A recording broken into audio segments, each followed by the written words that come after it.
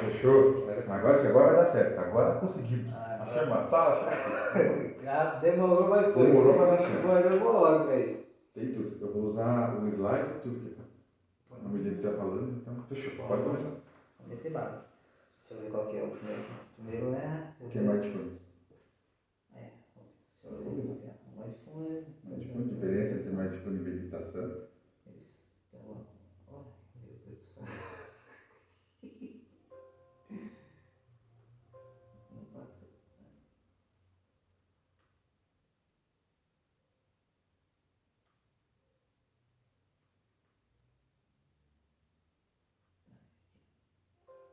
Mais fundo. Qual é a diferença deles? De onde surgiu? Você sabe de onde que surgiu? Mais ou menos? É mais difícil? De onde que ele surgiu? Não lembro. Aqui já conta mais ou menos, né? Já tem aqui, ó, raízes orientais, as duas validadas pela ciência e adaptadas para o Tá. Aí o que não souber eu já incremento. Então você pode falar assim, mais difícil, mas o que tem a ver com a fé cristã, entendeu? Pode ser assim.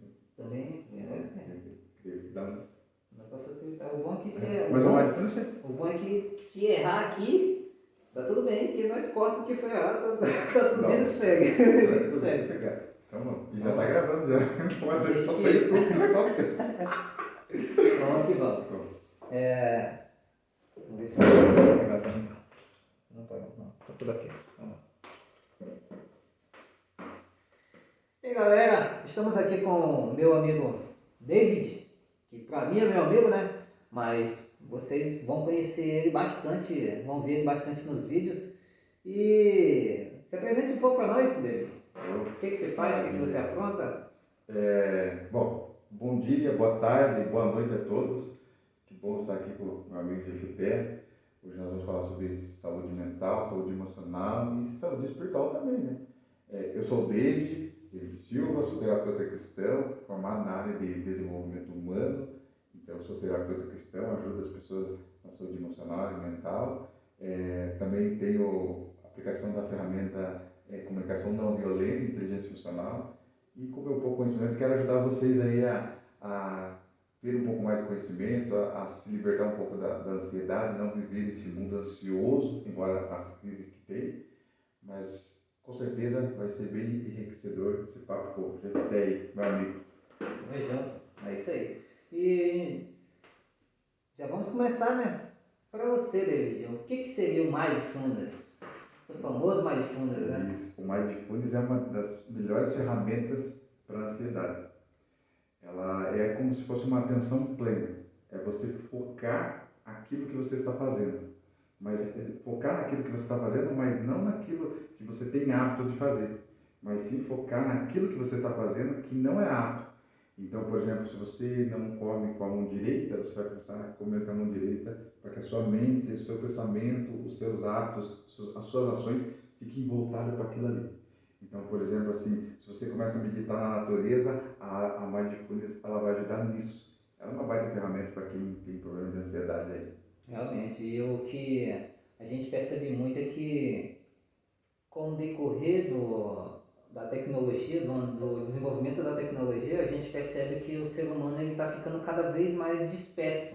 Não é porque hoje em dia a gente vive no mundo de 3 segundos. Sim. Antigamente, segundo estudos, né, a gente percebia que o ser humano tinha o total foco dele era em torno de 40 minutos até 50 minutos. Olha quanto que a gente foi decaindo até chegar em 3 segundos. Não é muito fora da caixinha, muito fora do comum, né? E é o que vamos ver aqui.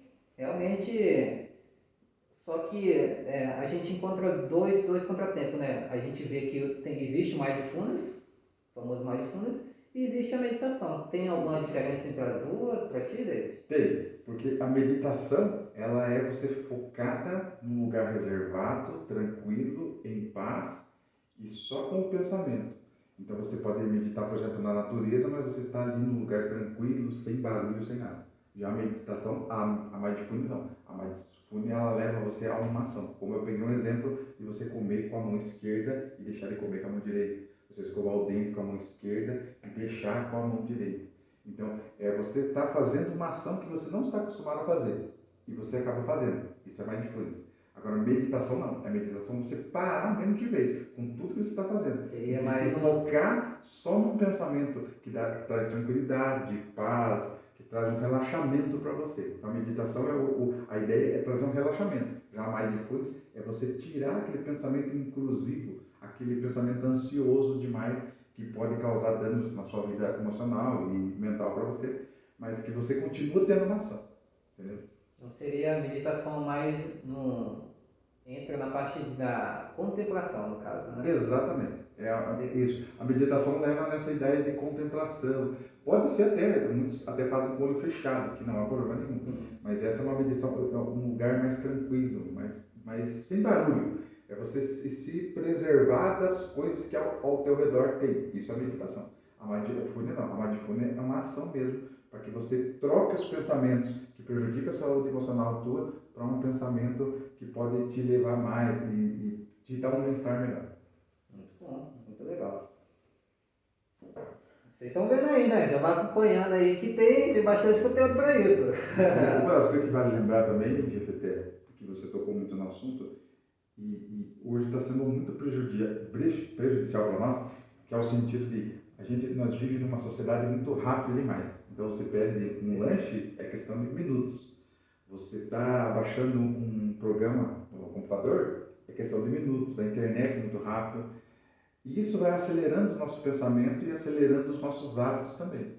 Então, infelizmente, tem pessoas que não têm o costume e está perdendo esse hábito de ver vídeos mais longos, de ver uma pregação mais longa, porque começa a ser muito cansativo demais.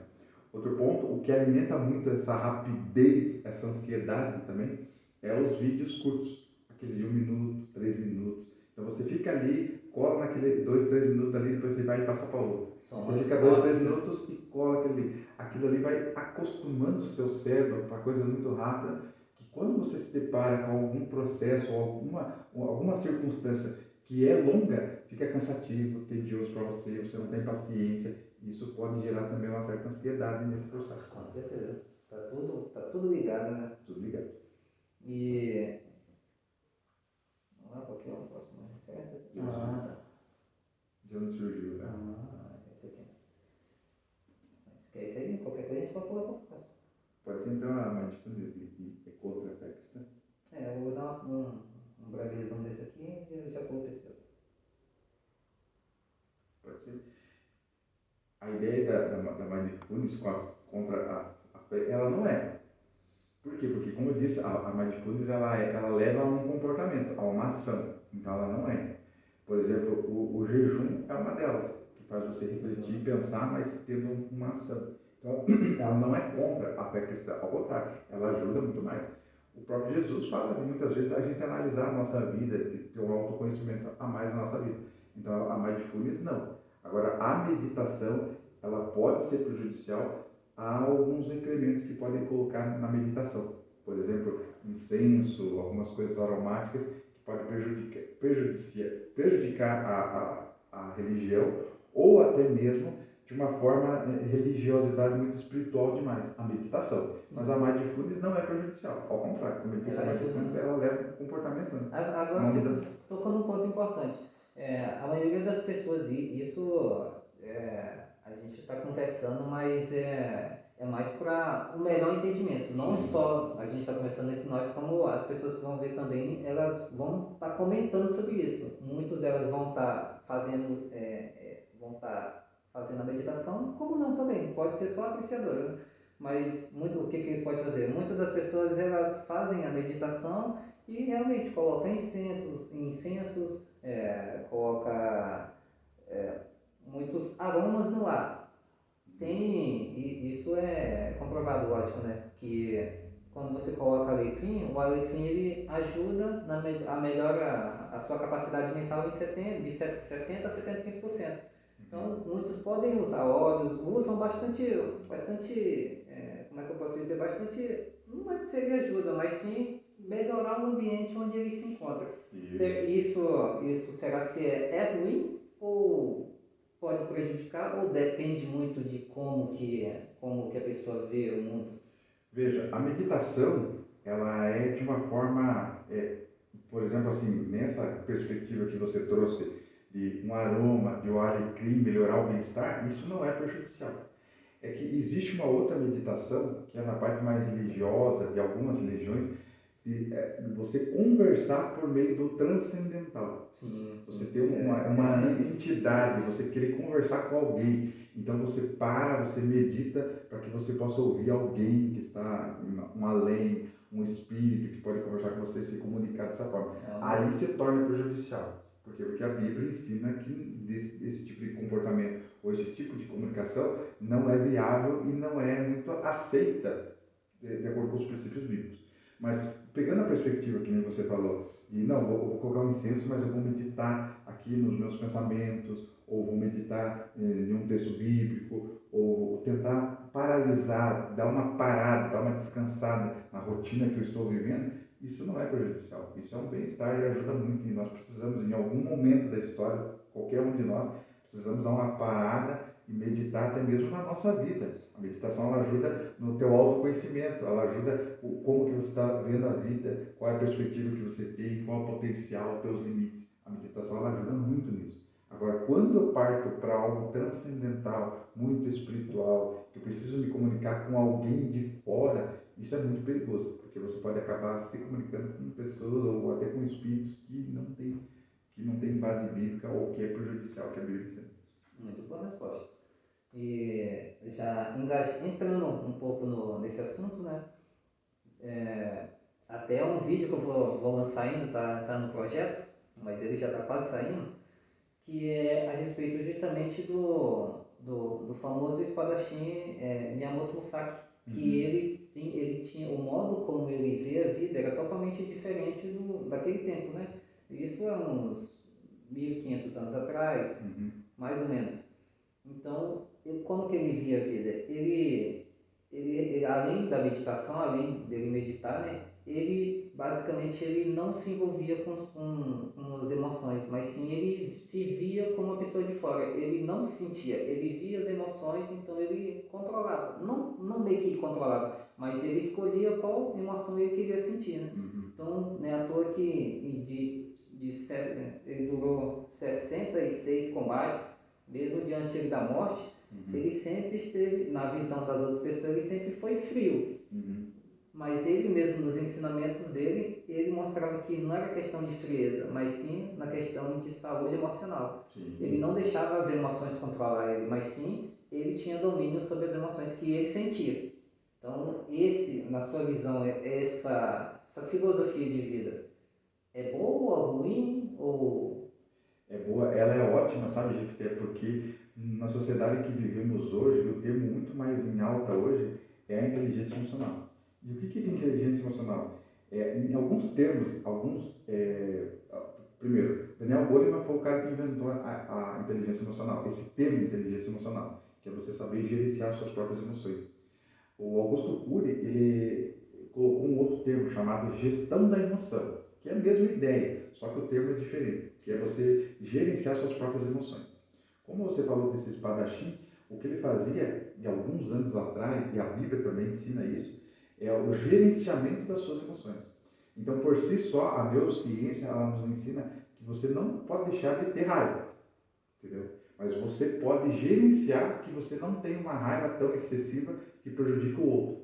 Então, eu posso ter medo, eu devo ter medo, porque isso está intrínseco no ser humano, o medo. Mas eu não posso deixar que o medo me domine.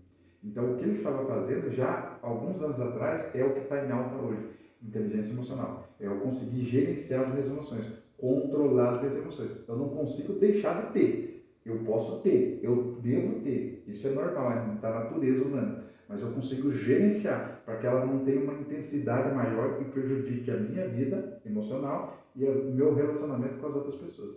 Então isso é extraordinário, não é prejudicial, isso é fantástico e quem consegue gerenciar suas emoções consegue construir laços e consegue também criar oportunidades para ter uma vida melhor. Então você gerenciar as emoções é o primeiro passo para isso. Realmente, viu? E a gente percebe que hoje em dia quem tem o controle das suas emoções tem o controle basicamente da sua vida, né? Sim. E vai lembrar que A gente está falando sobre isso de uma forma bem técnica, para você que está aí acompanhando a gente está falando de forma bem técnica, mas a Bíblia já ensina isso.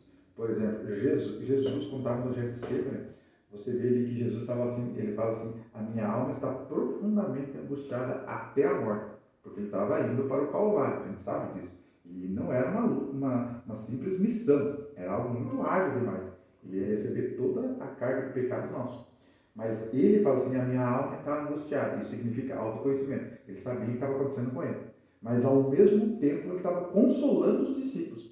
Então ele não deixou, ele gerenciou as emoções dele de uma forma que não deixasse os discípulos desesperados, mas que ele pudesse consolar os discípulos, mas também sabendo que ele estava caminhando para uma missão que não poderia recusar. O melhor que Jesus, ele foi o melhor professor que temos, né? O maior mestre. O maior mestre, exatamente. Eu vejo toda a história dele, Jefité, que ele foi o maior mestre da inteligência emocional. Eu poderia citar vários e vários textos aqui mostrando que Jesus ele gerenciava suas emoções, para que, como eu falei, para que ele tivesse uma saúde mental profunda, especial, boa, e para que ele construísse laço de relacionamento com as pessoas. Porque a inteligência emocional tem essas duas bases. Eu tenho uma vida emocional, uma vida de bem-estar emocional e mental boa, mas também eu construo laços por meio das minhas emoções. E Jesus fazia isso, muitas vezes.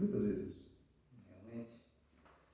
Vamos dar continuidade, que qualquer pergunta para reflexão. Você já viveu algum momento? Já viveu algum momento de que somente o corpo estava num lugar e a mente no outro? Agora, e você já viveu algum momento, David, que somente estava num lugar e o corpo em outro? Isso é bem comum para a maioria das pessoas, né? Sim. E pior que eu já vivi, cara. Por mais que você seja cristão, você me veja pregar, você vai falar assim, nossa, mas como assim, cara? E já vivi. Bom, eu falo particularmente pelo que eu creio e pelo que eu acredito, isso não é espiritual, mas sim pode ocasionar por questões da alimentação. Por exemplo, alguns anos atrás foi alguns anos atrás que ocorreu essa situação, de um momento que eu pensei, eu já tinha dormido, estava num sono bem profundo, e até existe um processo na neurociência de vários estágios do sono, Sim. e provavelmente, de acordo com a neurociência, depois que eu estudei sobre isso, existe um processo no nosso sono chamado sono REM, que é o sono bem profundo, que é o sono que serve para a restauração do nosso corpo, das células do nosso corpo, as células do nosso cérebro. E eu tinha se alimentado antes de dormir. Então, eu acho que isso que ocasionou essa situação. A tal ponto de eu achar que eu estava voando. Normal, assim, eu via as pessoas lá embaixo e eu estava voando mesmo, de fato. Então, eu tive essa experiência fora do corpo. Mas eu acredito, pela neurociência que eu estudei, eu vi de fato que esse é um processo que acontece no nosso cérebro. Qualquer um está sujeito a isso, certo? Ela não é prejudicial, faz parte da nossa natureza, faz parte. Em algum momento, talvez, as pessoas que vão ver esse vídeo, eles devem ter passado por essa situação. Com certeza. De ter sonhado estar fora do corpo. Mas isso é normal por causa do nosso cérebro e por causa desse processo chamado sono REM, que é um sono bem profundo. E se você, claro, se você se alimentar e depois você vai comer, com certeza você vai ter algumas alucinações. Se você pedir para as pessoas comentarem embaixo desse vídeo, você vai ver coisas extraordinárias aqui, cara. As pessoas vão falar assim, eu sonhei que eu estava voando, que eu estava pulando em cima de uma casa. Vai ter sonhos assim absurdos por causa disso, por causa desse processo. Mas isso faz parte, isso é normal. Realmente. E eu também já tive experiência dessa, bastante experiência dessa. Mas depois de um determinado período de tempo, acabei pensando, será se isso é sonho? Como que isso funciona? Por que está acontecendo? E quando que ocasiona isso? Quando que isso aparece? Então, fui atrás da resposta. Achei várias respostas, mas a maioria são muito vagas, né? Bastante vagas.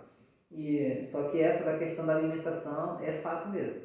Essa é fato, essa acontece. Só que normalmente, pelo menos para mim, eu tenho esse costume. Eu acabei de jantar, e aí minha esposa já quer dormir, eu já vou, acabo de jantar, já vou dormir. Já muitas das vezes já dormi com o prato na mão também. Comendo e dormir com o prato na mão. Então, mas isso para mim antigamente era comum.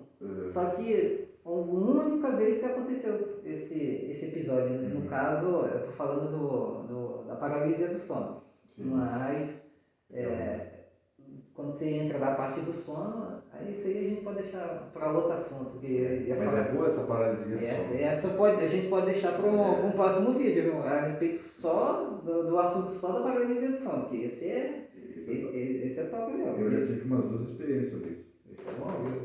Eu já tive 2 experiências sobre isso. Isso é top mesmo. Eu já tive também. E é cada uma mais louca que a outra. A minha eu acho que é por ser muito espiritual, a minha foi muito cabulosa. A minha também, foi legal. Mas isso faz parte, tá? Não se assuste. Isso faz parte do processo mental nosso, da nossa cognição. Então, esse é um evento. Se você se alimenta e logo já vai dormir, é por questão mesmo do sono REM. E o processo de digestão junto com a cognição, com os processos neuronais do cérebro, isso ocasiona então você ter alucinações, sonhos bem absurdos assim. Isso faz parte da cognição do cérebro. E a gente temos muito assunto para frente, né? Mas esse a gente pode deixar para o próximo episódio. E agora, deixa eu ver se meu cabelo tá aqui. Vou conexão com a café, né? Jesus tirava tempo para orar e ficar sós.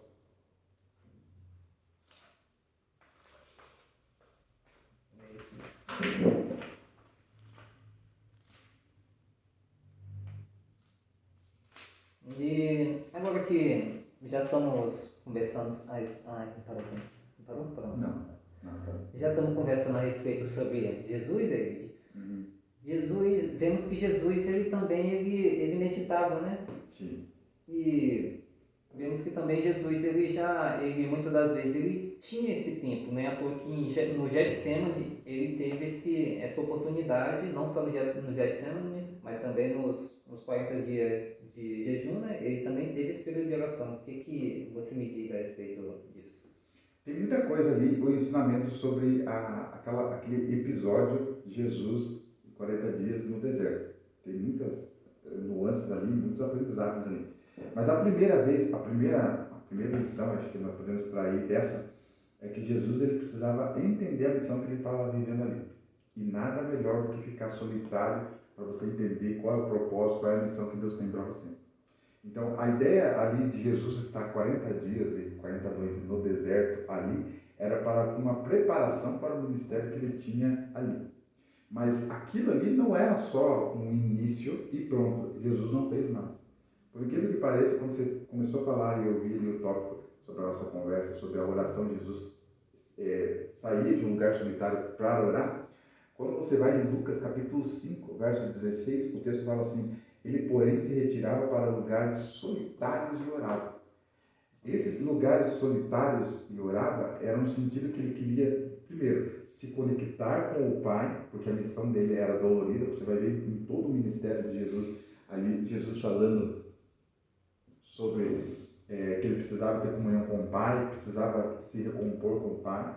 E segundo, porque ele precisava também, ele mesmo, entender qual o momento que ele estava vivendo ali. Você vai ver que ele passou dificuldades com os discípulos, com os milagres para curar, para que as pessoas se aproximassem e entendessem que ele era o Messias. Ele teve dificuldade com os fariseus, para que os fariseus também entendessem ele como Messias. Então ele teve várias dificuldades para que isso não gerasse, não só um problema emocional para ele, mas para que ele cumprisse a missão dele. Esse momento solitário de oração era para isso, para que ele se reconectasse com o Pai e cumprisse a missão que ele precisava. Por quê? Porque ele estava vendo dificuldades ali nas missões que ele tem. E esse é um exemplo muito claro de Jesus para nós, por quê? Porque muitas das vezes nós queremos sempre resolver os problemas, mas nunca pensamos em um momento solitário para refletir nas coisas que a gente está fazendo ou nas coisas que Deus precisa fazer em nossas vidas. Então, o Jesus ele é um exemplo máximo por causa disso. Porque ele se retirava para refletir o que ele estava fazendo, o que ele precisava ser feito e o que Deus queria que ele fizesse. E a oração serve para isso, para você meditar, orar e entender um pouco mais o que Deus quer para você. O mais legal é que, não só no mindfulness, mas também na meditação, é um momento onde praticamente você se esvazia de você mesmo, do eu, e você deixa, ou você presta atenção nos sons à sua volta, no ambiente que você está, ou você basicamente, na questão da oração, você tira o eu para que Deus preencha você, né? Exatamente. Que nem, por exemplo, quando você falou que a gente se desprende das coisas, e é verdade. Por que vai ter tempo no mundo que nós vivemos hoje, nessa correria do dia a dia, vai ter tempo de parar? Porque as pessoas não querem perder nem tempo, não querem mais. Realmente. Mas Jesus fazia isso. E nós temos várias lições que Jesus falando sobre ansiedade e tudo mais. Talvez mais para frente ele pode falar sobre qual tipo de ansiedade, porque a Bíblia condena um tipo de ansiedade. A ansiedade é normal. Ansiedade, tristeza, medo, raiva são emoções normais nossas. Mas existe uma ansiedade que a Bíblia prejudica, que ela é contrária ao que a Bíblia ensina. E Jesus falou sobre isso. Mas qual que é? Então, vou deixar aí. Eu já deixo um gancho já para o próximo aí. Qual que é a ansiedade? A única ansiedade que Jesus praticamente abomina. Fica a dica para você. Já fica ligado nos próximos vídeos. Mas, qualquer ponto, o próximo, Jesus dá tempo, silêncio e a solitude e prática com a Bíblia. Escreve você? Não. Moisés no monte, Elias na caverna, Paulo no deserto, sim. Já tem um exemplozinho que a gente pode comentar sobre. Sim, show de bola. Silêncio e a solitude como práticas bíblicas. Vou pegar Elias na caverna, que mais fácil. É. Elias na caverna. Você sabe por que Elias foi na caverna? Por que ele foi? É. Por que ele foi na caverna? O que ele estava aprontando lá nessa caverna? Eu vou dar um pouco do... 6 minutos que